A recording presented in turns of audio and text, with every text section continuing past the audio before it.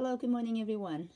So today we're going to continue on the graphs of rational functions. From my previous video, I have gone through the first things that we need to pay attention to when we get rational functions in the form of p of x over q of x.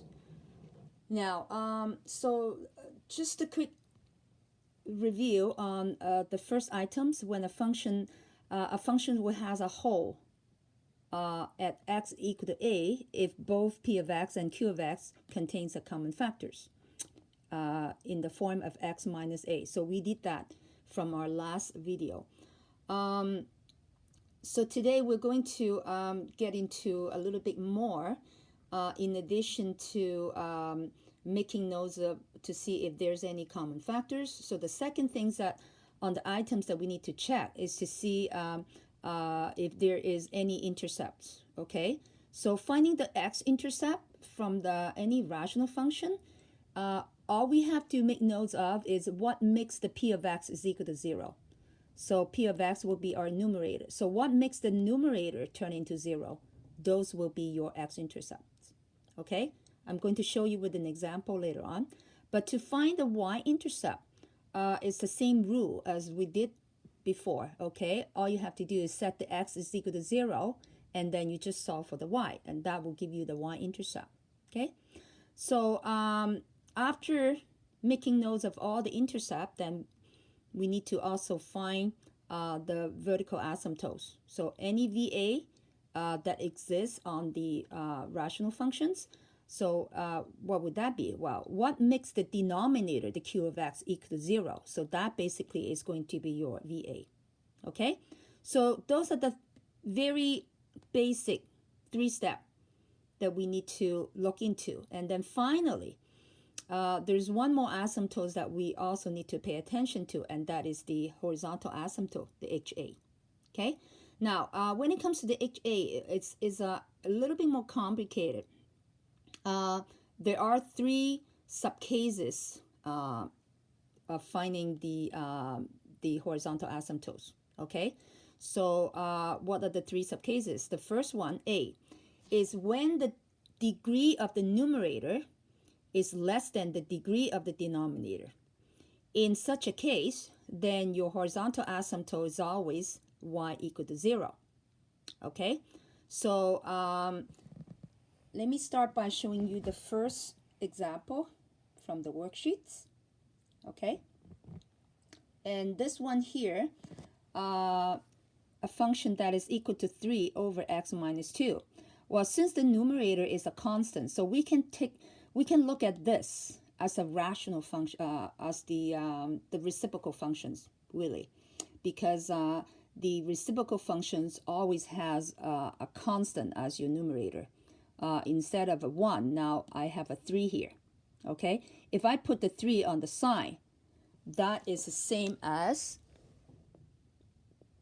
a 3 times a 1 over x minus 2.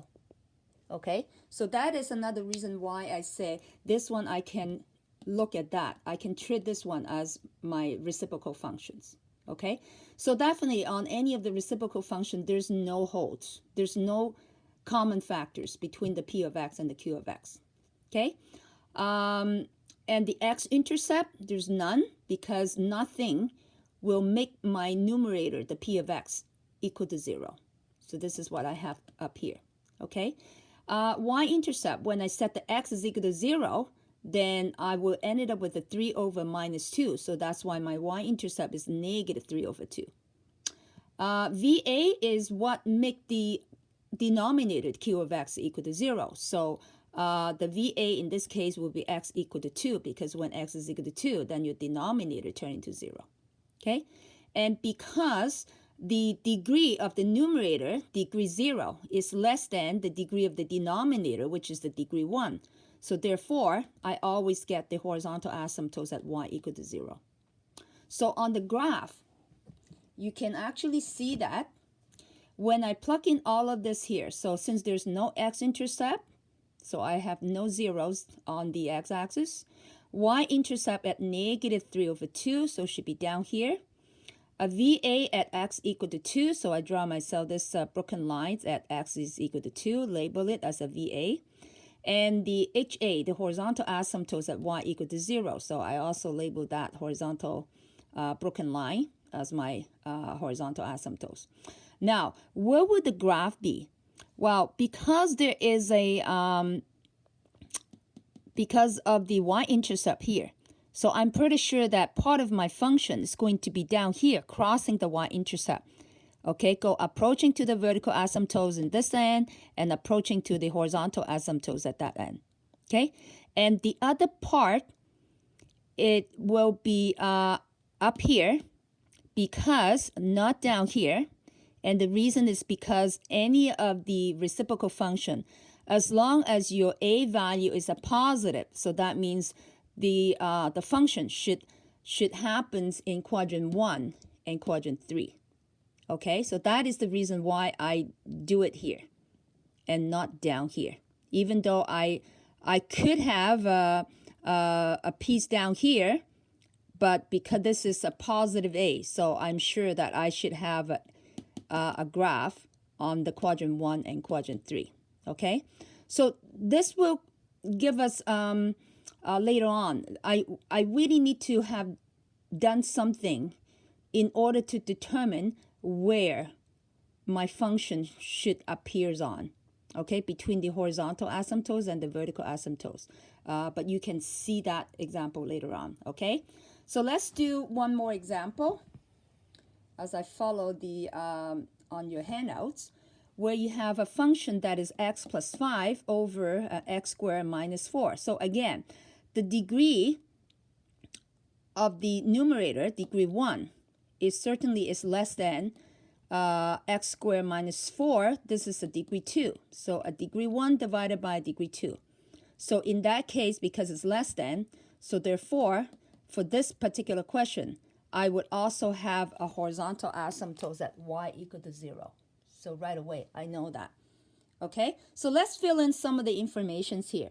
For this one here, certainly after I turn it into a factor form, okay, and I see that there's no common factor. So that means I will have no holds.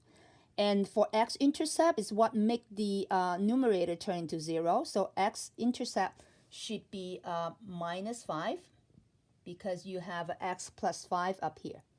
And y-intercept is when you set the x is equal to 0. So in that case, when x is equal to 0, you ended up with a minus 5 over 4. Okay, when x is equal to 0, 5 over negative 4 is what is left. And for vertical asymptote, VA, well, what will make the denominator turn into 0? And because I have two factors down here, so it will be a positive 2 and a negative 2. Okay, so all of this information is there. So when I try to do my graph, first of all, I'm going to label my horizontal asymptotes, y equal to 0. My vertical asymptotes, so this is going to be negative 2 and a positive 2. So I'm going to label this VA, and this is x equal to minus 2, and this is x is equal to 2. Y-intercept at negative 5 over 4, so that will be down here. Okay, if I say this is my negative 5 over 4, and the x-intercept, it's at 5. Sorry, negative 5. So my x-intercept is right here. Oh, then you will see that where the x-intercept actually is right on the horizontal asymptotes. Is that possible? And the answer is yes. Well, horizontal asymptotes is also an asymptote that you're not supposed to cross. But the only difference between the horizontal asymptotes and the vertical asymptote is that we could cross the horizontal asymptote if we have a good reason for it. Okay?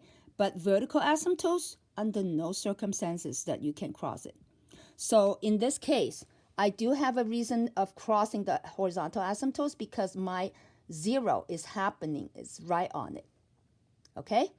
So how does that going to look like here when you have the asymptotes that happens right there? Okay, let me just look at my example here again. Okay, so so there's something. I know that because of the two vertical asymptotes, so that means the graph of this rational function has to come in three parts.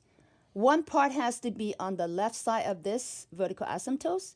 The other part has to be in between these two asymptotes, these two vertical asymptotes. And the third will be the other sides of this vertical asymptotes. Now, when it comes to this part here, I know that I have a 0 that I need to cross here. But whether am I crossing up here or am I crossing it down here? Or is it bounds or is it cut through? I don't really know. So I need to find a method to allow me to do that. Well, for this part here in the middle, I know that this has to be down here because I have a Y-intercept down here and I have a horizontal asymptotes and two vertical asymptotes. So this is like a boundary. It's already being set for me, okay? And I would do my graph over here from here because the distance is 2 to the left and 2 to the right of the vertical asymptote. So I know that I can pretty much turn at the Y-intercept. So my graph in the middle is going to be like this. Okay? But on the other side here, I have two choices. It's either my part of my graph will be up here or down here. Same thing over here, even though I have x-intercept at -5, but I still don't know whether am I crossing it from above or am I crossing it from below. So that's why I need to do something. And this something is, you guys already learned it before. It's called a factor table. Okay? I have to rely on my factor table in order to tell me, where should I have my graph? Where should I sketch my graph on this grid here? Okay, so what should I do? Well, if you remember the factor table, we always use the VA and the x-intercept. Those are the two things that we allow to put on the factor table. Okay, so if you look at the x-intercept at -5, VA at 2 and a -2. If you line them up according to the ascending order, so I should have my -5 here, -2 here, and a 2 there. Okay? And the factor on the side, it will be the factors will be whatever that you have for your numerator and the denominator. So I have a x plus 5 here, and I have a x minus 2, and I have a x plus 2 here. Okay? So those are my factors on my numerator or denominator. And if you put the point where it makes each of the factor turn into 0, so you have this and you have that. So anything that is on the left of the 0 will be a negative. On the right of the 0 will be positive. So you can fill that in. Negative, negative, positive, positive over here. Okay? And then you're going to multiply all of this sign together. So the 3 negative will give you a negative. 2 negative plus 1 positive give you a positive. 1 negative, 2 positive give you a negative, and all 3 positive give you a positive. So what this table will tell us is that when the graph is, when the x is less than -5 over here, they should be in the negative intervals. Okay, so -5 should be in a negative interval, so that means below. But when it's between -5 and -2, so between -5 and -2, it will be positive, so that means it's going to be up here. So now I kind of know my my graph, it should be going like this, approaching to the vertical asymptote like this, crossing, okay, crossing the -5 as my 0, come down. But because of the horizontal asymptote, I know that as soon as I cut it through, I need to go back in and go approaching to the horizontal asymptote. Okay, can you see that? So you don't come down a lot, but because as soon as you come down, you have to get back in. Okay, where does it turn? We don't need to know exactly where, but the only thing we know that it has to come back up to go approaching to the horizontal asymptote. So that means anything that's less than -5, you have the graph in a negative interval. But once it passes a -5 all the way up to a -2, you will have a positive. So it's up here. Positive interval means above the x-axis. And then between -2 and 2, between -2 and 2, I have a negative, which I already know because of the y-intercept there. Okay?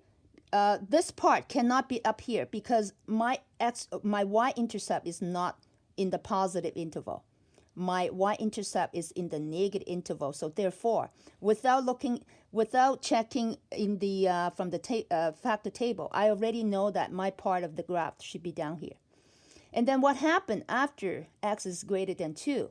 Well, when x is greater than 2, your graph should be in the positive interval. So that means now I know for sure that my graph over here has to be up here and not down here. Okay? So it is very important. The factor table will give you a clear pictures of where your graph should be in the positive or the negative interval. Okay? So this is very, very important. So this will be the log of the graph of x plus 5 over x squared minus 4. Okay? And the horizontal asymptote, it's always y equal to 0 when the degree of the numerator is less than the degree of the denominator. Okay? So let's continue on with the other example here. When I have the degree of the numerator is equal to the degree of the denominator, which is quite possible, right? So if you're looking at this example here, 3x minus 2 over a 2x plus 5. So this is a degree 1, and this is also degree 1. So this is the case number 2, the subcase number 2 for finding the horizontal asymptotes. And the horizontal asymptotes, when both of the degree are equal, then the horizontal asymptote will be y equal to the ratio of their leading coefficients. So in this example, the leading coefficients for the numerator is 3, and the leading coefficients of the denominator is 2. Okay, so that's why the horizontal asymptotes for this particular example, you will have a horizontal line at y equal to 3 over 2. Okay, vertical asymptotes, of course, what makes the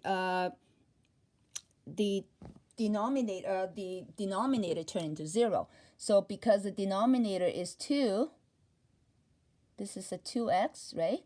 So so it will be the -5 over 2.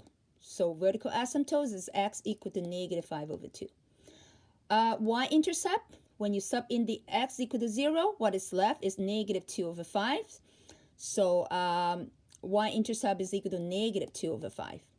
And x-intercept is what make the numerator turn into 0. So this 3x minus 2, so my x-intercept is going to be equal to 2 over 3. Okay, again, there's no whole because there's no common factors between the two.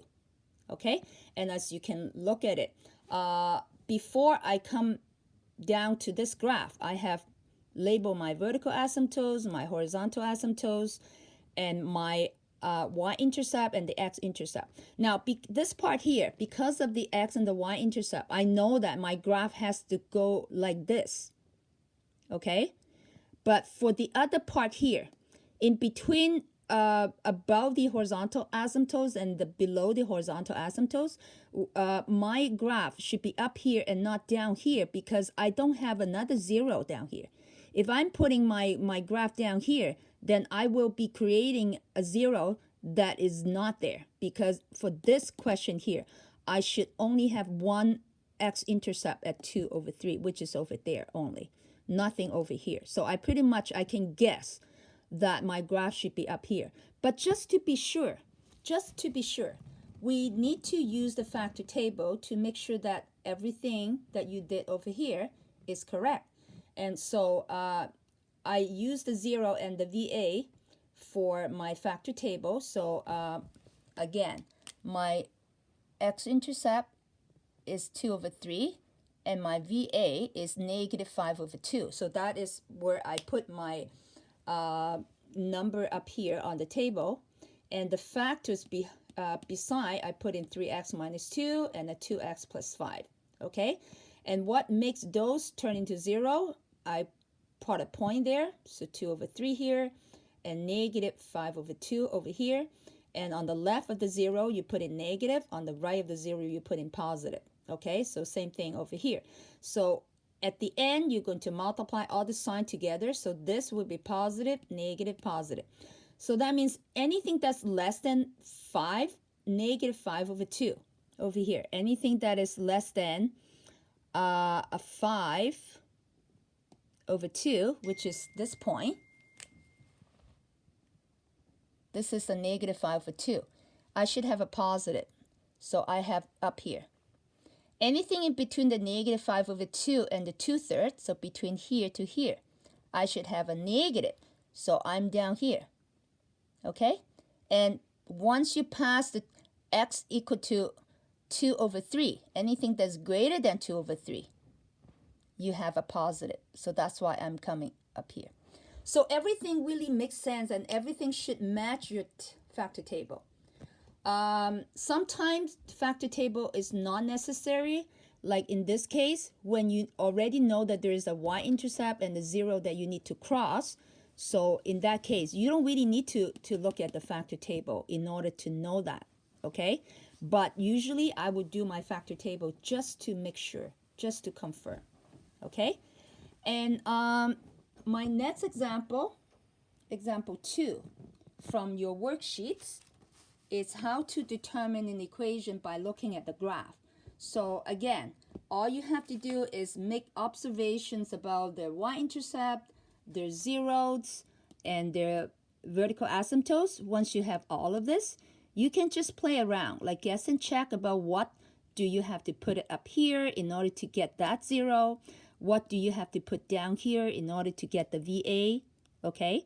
And also, the most important, of course, you have to play around, guess and check with the numbers so that when you put in the 0 for the x, you're going to get the y-intercept of a positive 5/3, okay? So that, again, is not something very hard. Now, let's do one more example.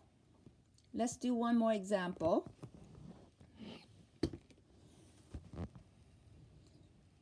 On the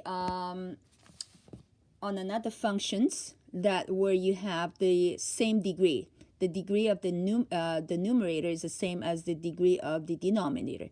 So when you have x squared minus 4 divided by x squared plus 2. So again, turn everything into a factor form is very important, okay?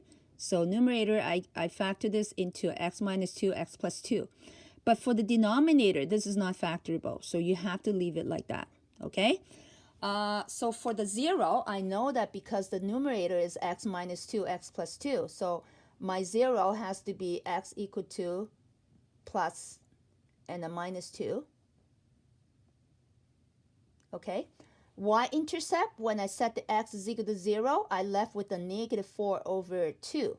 So that will give me y equal to -2 as my y-intercept. And there's no VA because x squared plus 2 cannot turn into 0. Okay, so your denominator cannot turn into 0. That's why you have no VA. And horizontal asymptotes is the coefficients of the numerator divided by the coefficients, the leading coefficients of the denominator. So they are both 1. Okay, so therefore, y equal to 1 will be your horizontal asymptotes. Okay, so this is how I got my horizontal asymptotes at y equal to 1.